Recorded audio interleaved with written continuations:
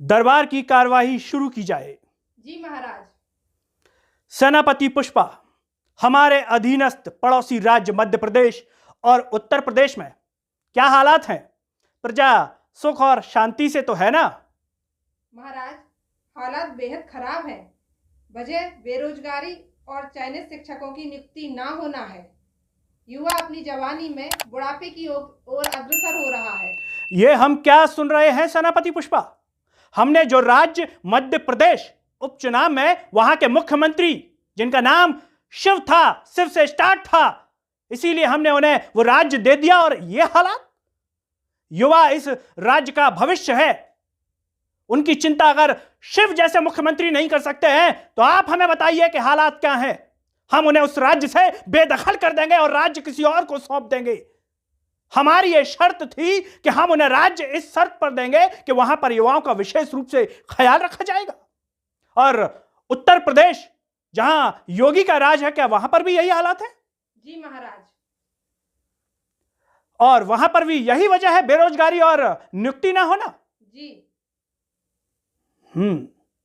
तो आपको क्या लगता है सेनापति पुष्पा कि इन दोनों मुख्यमंत्रियों से राज्य को छीन लेना चाहिए?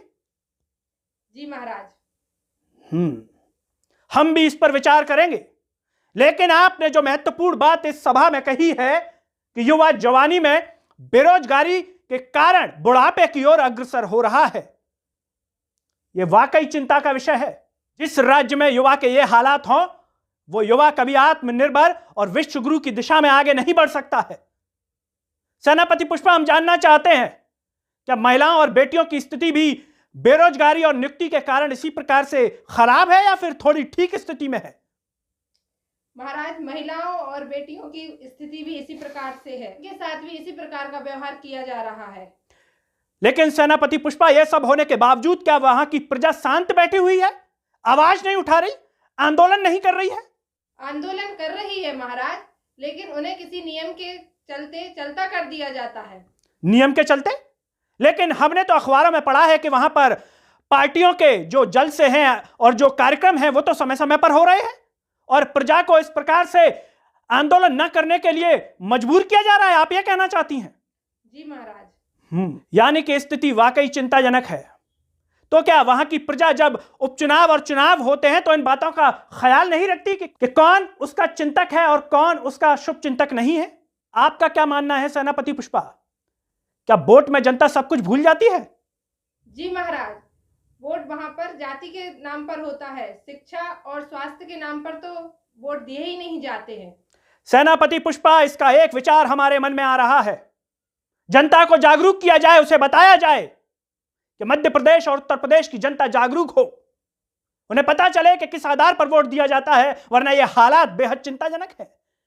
जैसे हमारे राज्य की प्रजा सुख और शांति से जी रही है, हम चाहते हैं कि हमारे अधीनस्थ पड़ोसी राज्य भी उसी प्रकार से सुख और शांति के साथ अपना जीवन व्यतीत करें। हमने अखबारों में पढ़ा भी था कि पड़ोसी राज्यों में कुछ लोगों ने आत्महत्या भी की इस नियुक्ति के कारण, बेरोजगारी के कारण। तब हमें लगा कि शायद एक का दो लोगों ने आत्महत्याएं की होंगी, लेकिन जब आपने हमें इस बारे में अवगत कराया तब हमें मालूम चल रहा है कि आत्महत्याओं के लिए जिम्मेदार वहां के मुख्यमंत्री हैं। जी महाराज।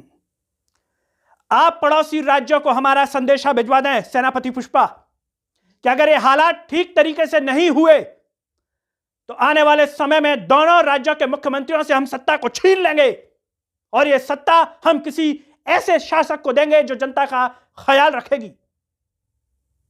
दरबार की कार्रवाई यहीं स्थगित की जाती है।